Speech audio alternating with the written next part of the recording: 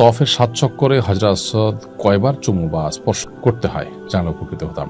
তওয়াফের সময় হাজরে আসওয়াদ পাথর প্রত্যেক চক্করেই চুমু দেওয়া সুন্নাত, যদি সুযোগ থাকে। এখন যে পরিমাণ ভিড় হয়, প্রত্যেক চক্করতে পরের কথা, পুরো ৭ চক্করে একবারও চুমু দেওয়া সহজসাধ্য বিষয় নয়, এবং চুমু দিতে গেলে নিজে বা অন্যদেরকে ইনজুরি করতে হবে বা দুর্ঘটনার মুখোমুখি হতে হবে, এরকম পরিস্থিতি। অতএব চুমু দিতে না পারলে প্রত্যেক চক্করে চুমুর বিকল্প হিসাবে হাত দিয়ে দূর থেকে ইশারা করলেই যথেষ্ট হয়ে যাবে ইনশাআল্লাহ তাআলা।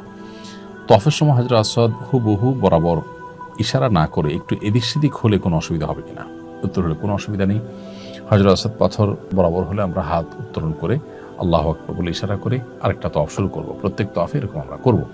এখন হাজরে আসওয়াদ থেকে ঠিক বরাবর হলো কিনা, একটু আগে গেলাম কিনা বা সামান্য একটু পরে আছি কিনা, এইটার কারণে আসলে কোনো অসুবিধা নেই। প্রথমত এটা ইশারা করাটা ফরজ ওয়াজিব কিছুই নয়, এটা সুন্নত।